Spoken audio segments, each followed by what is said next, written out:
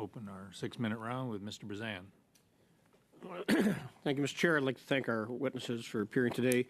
Ms. Cianfarani, yesterday, CADSI posted on LinkedIn saying the United States Defense and Security inform every aspect of a bilateral relationship.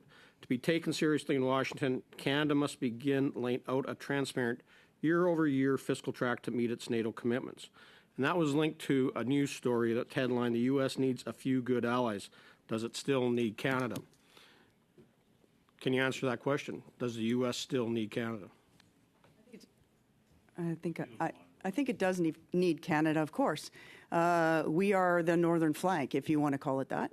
We have a responsibility under NORAD to defend the Arctic territories, and we know the proximity to Russia and China's interventions in the north are our responsibility. So yes, the United States very much does need Canada to be an active, engaged, and funding partner, in particular, of NORAD. So in the decision announcement by Minister Jolie that Canada was going to no longer import or export any material that's used in defense weapons that might end up in Israel's hands, does that again undermine the relationship between us and the United States? So, or can you tell us how your contacts in the U.S. are viewing that decision? Because they might be exporting to some of our other allies, but they can't get, because they might have a client in Israel and the IDF, might not be able to get, into the supply chain parts from Canada. So the concern that industry has is we never question the decision that is made because the government is our regulator. So we will comply with whatever the Canadian government decides with respect to what goods can go to what particular countries. But we do take two exceptions in the case of the way in which the decision was made to, let's call it, ban extraterritorial, perhaps, exports to Israel through the United States.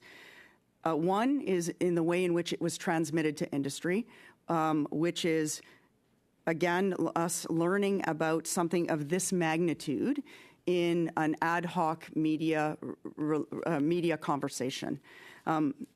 What is worse is that the department at this point in time is unable to clarify for us, for the sector, to what degree this decision extends, meaning does it extend to parts and components within platforms like F-35, for example? And because the department cannot give us clarity on that, there is a concern coming out of industry that this will harm 50% of our market share, which is our export market with the United States, largely serviced under the Defense Production Sharing Agreement.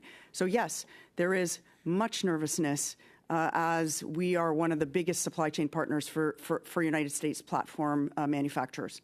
Yeah, and that, you mentioned F-35. That also goes to the Striker, right? That Canadians have parts and components on, right? Not uniquely some of the major platforms. Okay.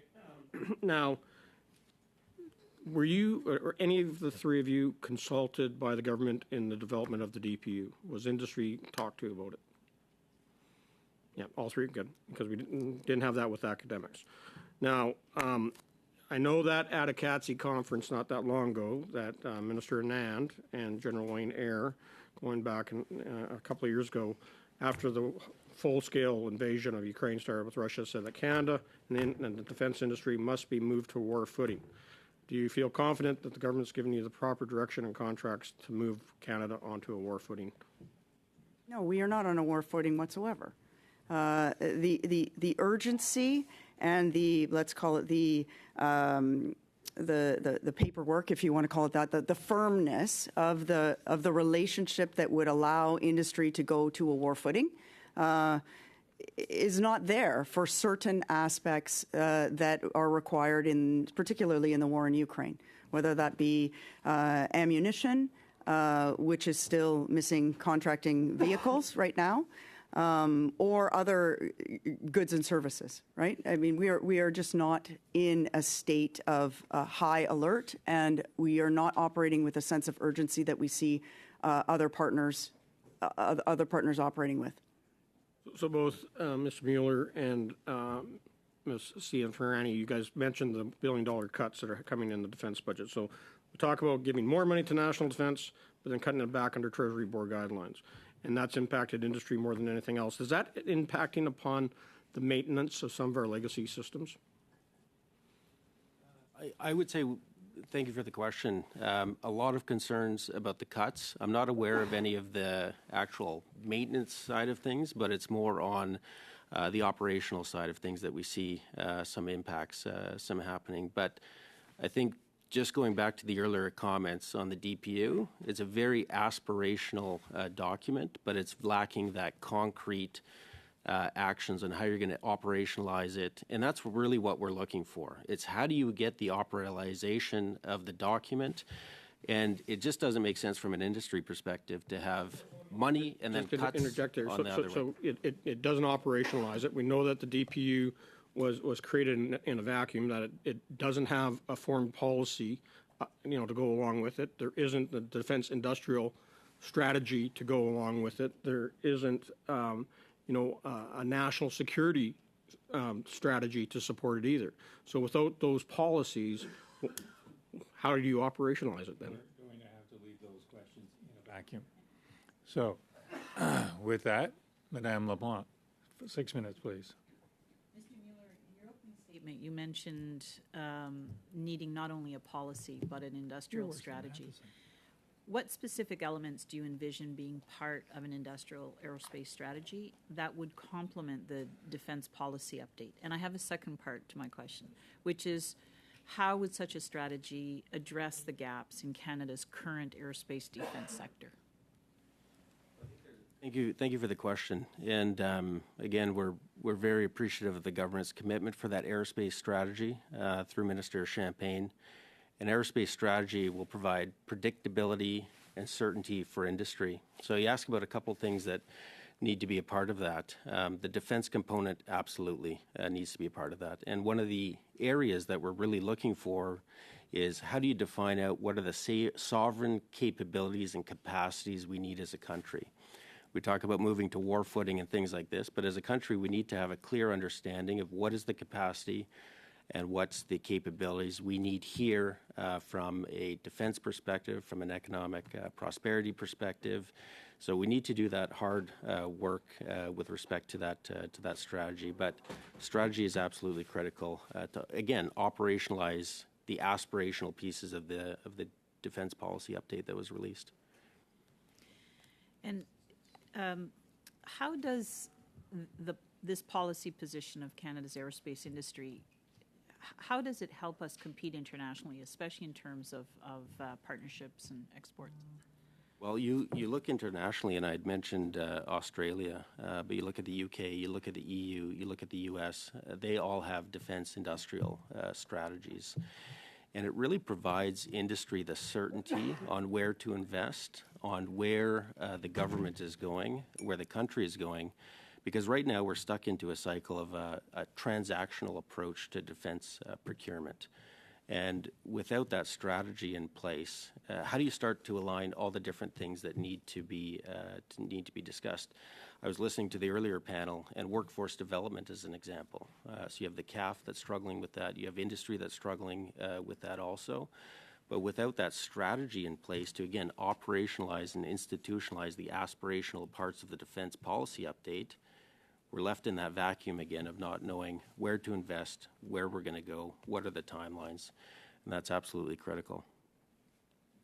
In your opinion, what do you see as the key strengths of the new policy and of Canada's aerospace sector, and do you believe these strengths will have long-term benefits for the industry? So we were consulted by two previous defense ministers on the defense policy update, and we were pleased to see some of the language that we had proposed within that. One, making sure that there is consultation with industry and that renewed relationship with industry. 4-year review, again, incredibly important. So again, there's very good things within the defense policy update, but it is what's next. You know, the industrial policy that is required to align this. How do we institutionalize and operationalize that new relationship that the minister has put down? So there's a lot of work that needs to be done, and we need to send that signal to industry, to our international allies, and our competitors also.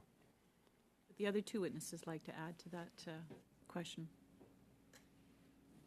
I think certainly having some of the capabilities, and in the case of the DPU, it really looks more like equipment purchases than it does like capabilities. So it's described as we're going to buy these things.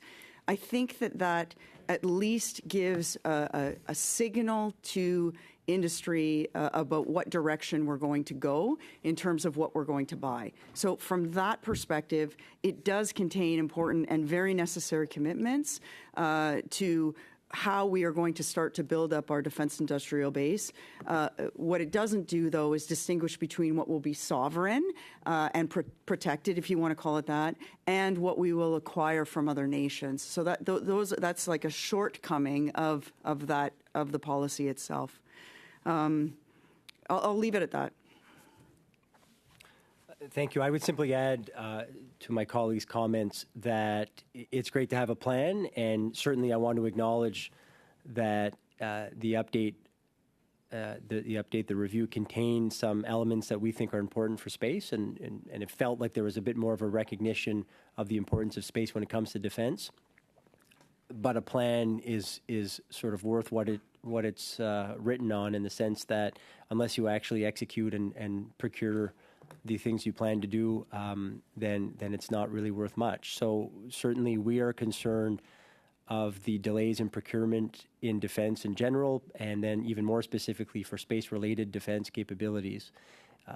We think that space is a very innovative sector, and if it takes years to procure something that you think you needed 7 years ago, whatever the case might be, then what you actually end up getting through that journey of procurement might be outdated. So certainly we would just like to see these investments made as quick as possible. And I think if we're being honest with ourselves, we can kind of come and say that, and we've said that to the minister and the team. We can say that, but unless there is some type of structural change to figure that out, then we're going to be waiting for some of the investments that I think are good from a space perspective to actually come to fruition. And certainly, let me just add as well, I'm of the view that we need to get to 2%, 2% to meet our NATO target for various reasons. And I'll just add this isn't really with my Space Canada hat on, more so just as a Canadian citizen, but we had a Democratic president on the floor of Parliament, Barack Obama, when he visited, and all positive, except he addressed the fact that we need to invest more when it comes to defense. And then we have a obviously former, but at the time current president in Trump, a Republican, obviously saying the same. So both parties in the U.S. are saying it, and they're saying it for a reason, maybe different reasons, but nevertheless, they're hearing that, or it's a very palatable argument that will resonate with Americans for the U.S. to be able to retreat from important international institutions that we need to be a part of. Unfortunately, we're going to have to leave the answer there. All good. It's the former politician you have to rein in. That's the issue. Yeah. Absolutely. Yeah. Madame Michaud, welcome to the committee. 6 minutes, s'il vous plaît. Merci, Monsieur. Thank you, Mr. Chair. Thank you to the witnesses for your testimony. All of this is very useful. I'd like to get back to the contradictions that were raised between the cutbacks on the one hand and then the investments on the other. Madame Cianfarani, you briefly addressed that in your testimony. You were saying, you're basically suggesting to do away with those cutbacks. That doesn't seem to be a clear view to reaching that 2%. And I think that's what other observers are saying. How do we navigate between those cutbacks that have been announced, the investments that have been announced, the parliamentary budget officer who's also done some calculations and is not arriving at the same figures? Do you think that's a clear vision as to investments, as to funding defense in this strategy? Would you like further clarification or clarity? I would ask you the question, but the other witnesses are welcome to answer. There are a lot of items within the Defense Policy Review that are under exploration. And those items, the government has come out and said if those items were costed and put within the defense policy update, that could arrive at close to a 2% number. We don't know for sure because they need to cost out those items and actually create a path and a plan year over year for us to be able to see whether we could arrive at a 2%, at the 2% number. But we're under no illusions that it will take decisions, sort of a reconciliation, if you will, between all the aspirations we have as a nation, healthcare, pharmacare, et cetera, and in some cases weigh those against what it would take to meet not only our NATO commitments, but to meet that floor of 2 to 2.5% of GDP. And then, what our expectations would be coming back from our partners for that return on investment. So I do think there are bones in this defense policy that, if actualized, could show could show a plan for us to be able to get to 2%. But the way in which they are under the exploration phase, that isn't a plan, it's merely an announcement. So we would need to do the process of actually costing them out, put them in a budget framework, and then show how that budget will arrive at a 2% over, the next 20 years, for example. Merci pour the question. I would just chime into that from a company's perspective, no company can wait a decade to understand where the investments are going to be going. And I think as a country, I don't think we can wait a decade also to figure out where we're going to go with respect to defense procurement. So I do believe that time is of the essence, and there needs to be a sense of urgency into that discussion. The other piece, which is so critically important on the need for a strategy, is we need to send that signal to the rest of the world that Canada is serious, is credible, has a plan, both from an investment perspective with respect to industry, but I think also, again, as we've said before, to our allies around the world. It's absolutely critical. Merci. Thank you. I'd just add this. It's not abnormal to say that we intend to invest more in an area or in some programs while making cutbacks as to adjust where the money goes. In fact, that's doable. Of course, you need to isolate things, look at the cutbacks that are proposed, and are they the right ones? My colleague mentioned this. One of the things that is of concern to some of our members is the idea of professional services. And we know why that happened. There were headlines that weren't favorable to the government. So bang, they stopped professional services. And then, there were important contracts, I think, based on what I've understood from my members, that's not what I think Canadians and the government ultimately would like to have eliminated, not those types of contracts. But unfortunately, it all got caught up in the wave of cutbacks for professional services. So that means that according to our members, these cutbacks were not necessary. Given the political context, they happened, but it's unfortunate. These were important contracts for the government and ultimately for Canadians. Thank you. I hear this sense of urgency and the need to have a transparent year-over-year plan, and I really don't want to just get into the political game, but this strategy and the vision is that of the current government in current situations. There is the possibility of a new government coming in. Are you concerned that that might delay reaching these goals, the 2%, for instance? Because, of course, a new government, regardless of its stripe, would have a completely different vision of defense funding. Is this something that your organizations are concerned about?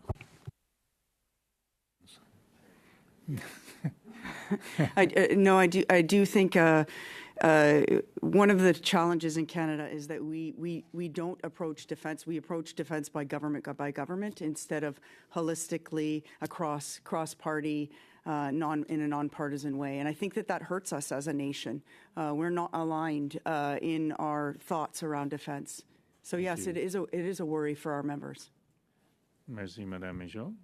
6 minutes. Madame Matheson. Thank you, Mr. Chair.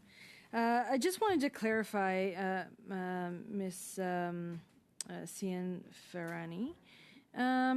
Okay. You said that the department didn't give you any clarity on the changing of those arms exports in enough time or with any sort of clarity. Like, they still haven't to date given you that clarity that the industry needs. That's correct. That's what you said? Yeah. Okay. So that's interesting. If Canada was consistent in how we treat our arms exports in terms of sticking and being consistent to those nations that violate international law, would that provide the industry with the clarity and the consistency that it needed? I think there is an element of predictability that we would like to have, but we do recognize that this is an area where the government will take decisions that the industry may or may not be in a response to an action by another nation, right? So we understand that there may be a speed at which decisions are made that we have no influence on. So predictability, yes. I think for us is once a decision is made, it is that we can go to the department, and the department is very, very clear on what that good service, product, whatever, what, how, and to the degree to which it will be restricted from its exportability. And so the inability for us to get those answers and then companies to adjust their practices immediately is the most problematic aspect of it. Notwithstanding the fact that it's unpredictable, and that the method by which we are often informed is in a public domain space as opposed to being sort of pre-informed before a decision like that is made. So given sort of a warning that this may transpire. You represent quite a few, yes, companies, but I would imagine that many of them, they don't necessarily wait for a government to make those decisions, especially when we're talking about the violation or the instigation of war crimes. Those are individual decisions as well for industry. Companies will not make those decisions on their own because they don't have access to the information that the government has to be able to make those decisions. So they wait for the government to signal that there is a challenge in a particular country with a particular good, and then we wait for the details of how that export and or sanction will roll itself out. Just to shift gears a little bit, I've certainly talked a lot about, and we've heard from this committee a lot about the aligning of defense policy with industrial policy, that we need the robust domestic industry to get where we need to be. That Made in Canada approach that I've often tried to discuss at this committee ensures that we're spending the money, taxpayers' money within Canada to benefit Canadians, to benefit workers. Can you talk about that a bit more in terms of how the DPU is or is not addressing that? Yeah, the DPU strangely addresses it, but only in reference to a defense industrial strategy. So by nature, what you would do is you would have this defense industrial strategy or defense industrial policy.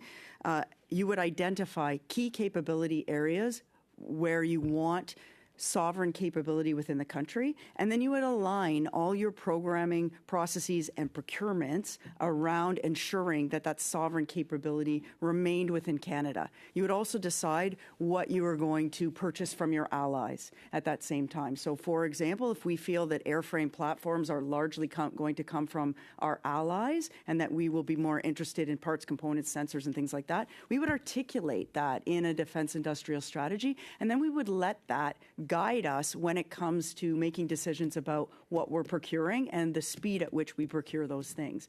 In other words, sole sourcing from Canadian firms, for example. I've heard from a lot of companies that within Canada, they don't bid on Canadian contracts because either the process is too complicated or because of Canada's over-reliance on what they call urgent operating requirement procurement, so filling in short-term very quickly. They can't meet that need. I certainly heard that today. Could all of you comment on that as well? Vote first. Sure, I'll take a crack at that. The complexity of the procurement process is incredible, and I'll just give you one anecdote from a company bidding on a same-size contract in the U.S. and in Canada. In the U.S., it is a binder full of information that they're asking, and in Canada, they weighted, and I think it was 45 pounds of paper. So. Just the amount of material that's being generated oftentimes on this is incredible. So there's definitely ways to streamline the procurement, make it risk-based approaches. So do you need the amount of information for something very simple? But there's definitely, and we put in some recommendations on that. So it is a huge issue. It's one of the concerns I have with the DPU. Lots of money there. How do we get the money out quickly, effectively, to actually make a difference on some of these things? So we have the room till 5:45. We have a 25-minute round coming up. The math doesn't work. 3 minutes, and I'm just going to have to be brutal. 3 minutes, done. So, Mr. Stewart, 3 minutes, done. Okay. Thank you, Mr. Chair. Thank you to the witnesses for being here today. I want to draw attention to a statement in the DPU that says, quote, building of an innovative and effective defense industrial base, which leads me to the fact that we've had an underinvestment in our military over the last number of years, and in that we've seen kind of a stagnating growth potential in defense industry. So where would you suggest the government directs its investments in defense to create homegrown manufacturing, both in hardcore manufacturing, but also in creating IP that can then be exported to our allies and thereby create a greater GDP for Canada and the defense industry? Can I make a small correction in your statement? So the defense industry has actually grown 10% over the last few years because of the injection of basically the world market demand for defense-related goods. So I think that's important to contextualize. It's not, there is demand. To your point on Canadian competency, we have incredible Canadian competency in space, as my colleagues alluded to. In fact, we're world leaders in space and space exploration. We have incredible Canadian competency in things like, well, you were talking about it earlier, artificial intelligence, quantum computing. We have incredible Canadian capability on the conventional defense side in sensor and sensing capabilities, in underwater capabilities. We run our shipbuilding programs, and in land vehicles, in particular light armored vehicles and other light APVs. So those are just some areas. I mean, I could continue listing them. Maybe my colleague can give you some examples in the aerospace domain. Well, I think you actually have to step back, and it's what we need to do this together. And we talked about the foreign policy, we talked about the industrial policy. you need to make sure that everything is aligning and you identify the capabilities that is required. And industry and government needs to come together to do that, to define out what is required from our defense capabilities, what's required from an economic perspective. So that hard work has to come. I think the DPU sets the stage for that, but we haven't seen the follow-up to any of those pieces yet. But I think you've identified very correctly what the issue is. Is there adequate amounts of Canadian IP being incorporated into the products that are being manufactured in Canada? Intellectual properties, yeah. In Canada, yes. Yeah. I think the bigger question is on some of the other procurements, how do you make sure you have the intellectual property, again, defined out on what the core capabilities we need is incorporated into some of those. Thank you very much. I'm going to be brief. You all mentioned about industrial policy, strategy, and the importance. You just referred to all your members and the enormous capabilities that Canadian company can offer. We talked all the time about innovation, creativity, being ready to help, our defense team here. Could you be more specific in terms of, as we are writing a report, industrial policy or strategy? I know there was some reference, but you know the industries, you know who is the actor. If you were to suggest to us as parliamentarian, what would you like to see more specifically into the industrial strategy? And I know there was policy mentioned. Take a crack from an aerospace perspective again. Thank you for the question. Again, very positive signals from the government and Minister Champagne with respect to that. Defense has to be a part of it. We talked about operationalizing and institutionalizing the DPU, absolutely critical. Reforms to procurement to give that certainty, predictability that's there. Innovation is a huge piece. How are we supporting innovation, both on the defense side and then the civil side, and what's the crossover to that? We have certification issues, so there's a whole host of pieces that I think need to be addressed through a strategy. It's got to tie into foreign policy, has to tie into in defense industrial policy, so you need to take the signals from everywhere. But again, my message is to all parties, this has got to be above politics. This has to be an all-of-nation effort, and you have a willing partner in industry to do this, but we need to come together, and those discussions are starting to happen, but we need to have the action flowing from that.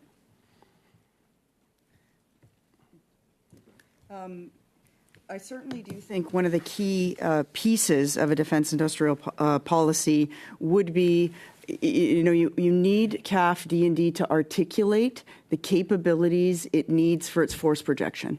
So it comes from CFD, basically, Chief Force Development, and the CDS to articulate the CAF needs certain capabilities for it to force project in line with Canada's aspirations under its foreign policy.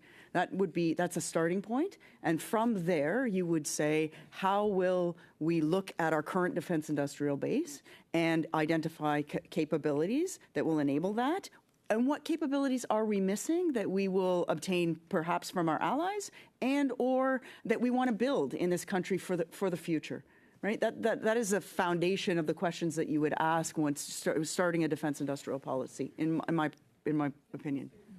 Since they didn't all have time to reply, is there possible that if you can send us some remarks about some suggestions, it would be greatly appreciated.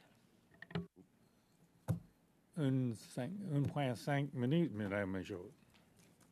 Merci, Monsieur le Président. Thank you, Mr. Chair. The update seems to focus a lot on digital, new technology, AI, that could in some ways save the forces. So the end of recruitment wait times, the archaic systems that exist from a technological standpoint. There's talk of the cyber command.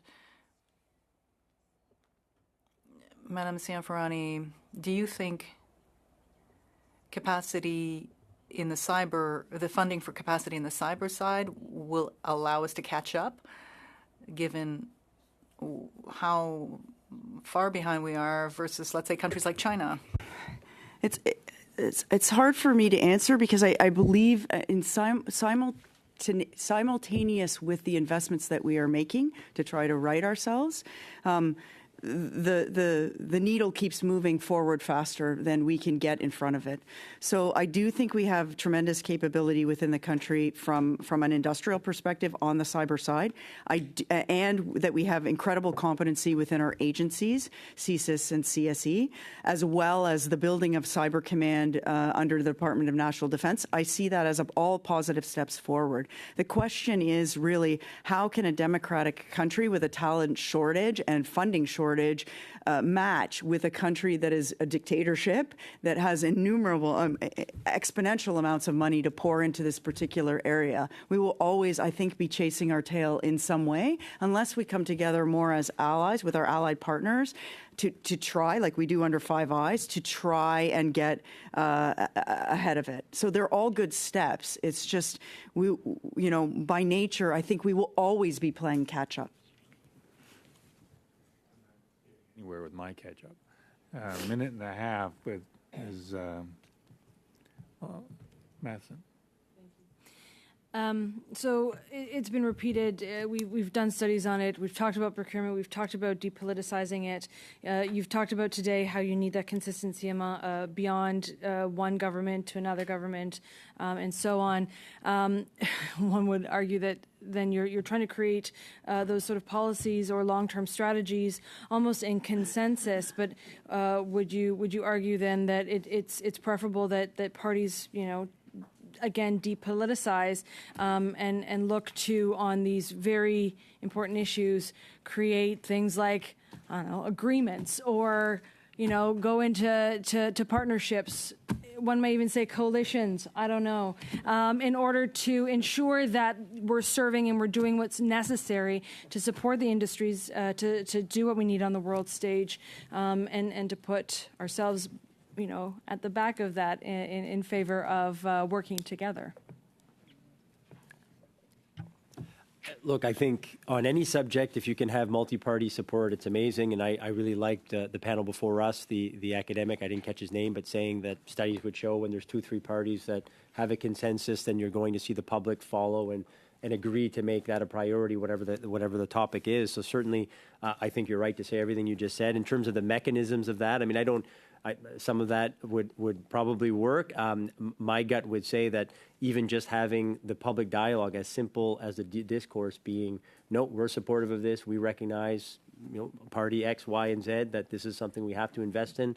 We're all working on this together. Would do the trick, frankly. Thank you, Ms. Madison. Ms. Gallant, 3 minutes. Okay, so for Madam Christyn Cianfarani, the government has estimated it would award a submarine contract 4 years from now, with the first new submarine in the water a decade later. What can be done to expedite the process so our Navy could receive these new submarines in the water quicker? Well, I do think some of the things that it's doing right now will help expedite the process. So by understanding that, by going around the world and understanding what our allies already have in an off-the-shelf procurement in this particular case, I think will expedite the capability in the hands of the Royal Canadian Navy. So I would say less bespoke, probably more off-the-shelf, but also understanding where Canadian industry will play to probably maintain and operate such a piece of asset will be incredibly important. So the release of the RFI most recently to gather that information and move forward on it, I think is incredibly important. The other thing that will need to be done in short order, probably in the next budget, is we'll have to see that money profiled actually within the budget, because right now you can't buy anything. You can't buy those submarines because you don't have any money earmarked for them. You stay off the shelf, but there's no submarine sitting on a shelf somewhere. We don't even have the schematics done. So all told, what is the minimum, if there were a production line already in play that we could place an order in, is there a possibility we could get them sooner that way? I have not looked into this as to, what country is most advanced in line with what our requirements say. You'd have to ask the Navy that question. Now, the Prime Minister has said at the NATO summit that Canada will hit our minimum 2% spending by 2032 or within 8 years. And they're claiming a cabinet confidence to refuse to provide a plan. Are you confident in that estimate, or is it just a number they made up to placate our allies' frustration over our lack of contribution? So that's not a plan. That's a press release. A plan would be a budget rollout year over year of funding for us to be able to get to 2% of GDP. And from an industrial perspective, we would see a matching investment plan, which would show the assets and the money profiled out in order to achieve 2% of GDP. Mr. Pawlowski, final 3 minutes. Supporting Ukraine in their war against Russia, I think, aligns with our strategic interests. Certainly one of the biggest challenges facing Ukraine at the moment is ammunition and the global shortage of 155 millimeter artillery shells. In the update, it mentions Canada will seek to accelerate the establishment of new artillery ammunition production capacity in Canada. I think we did give some money in March to IMT Defense and General Dynamics to look at expanding manufacturing. What are we doing to expand manufacturing of artillery shells, ammunition, specifically 155 millimeter artillery shells? So currently, as I understand it, between the munitions supply program and the government contracting offices, there is a back and forth conversation with what the next generation of round would look like, how much Canada would be willing to purchase itself, because it needs to obviously purchase it and then either donate it or for what we need for our own stocks. And that conversation has been ongoing prior to the release of the DPU. So the sense of urgency that we would expect to make investments in this particular area, move it forward, and then contract out to industry is just not there in the way in which we're seeing it certainly in other nations. At this point, the Americans have made more investments in 155 and propellant in Canada than Canada has made in it. Next week, I will be at IMT for the opening of their new line for the Americans. You've still got a minute. Well, I guess the last question, and I was looking into production of 155 millimeter artillery shells, and do I have it totally screwed up? But how much does it cost to make one? How much do they sell for? I figured out about $7,000 a shell, which seemed incredible given the amount of shells that are being used. Is that an accurate figure? Honestly, I don't know. I haven't done the math. All I look at is, there's about, I think, 6,000 rounds a day, 250,000 rounds a month that are being used by Ukraine, something along those lines. The numbers are astronomical. Mr. Pawlowski, unfortunately, I have to gavel this meeting to a close. I appreciate, as does the committee, your presence here and your patience. Your contribution to our review of the DPU is most welcome. The more questions we ask, the more questions we have. And it seems to be almost endless in this thing. But again, thank you. Colleagues, we will meet again on Thursday morning. We have the new Chief of Defense Staff and the new Vice Chief of the Defense Staff for the first hour. And on the second hour, Representative Singh from the Taiwanese office. And we'll go from there. So with that,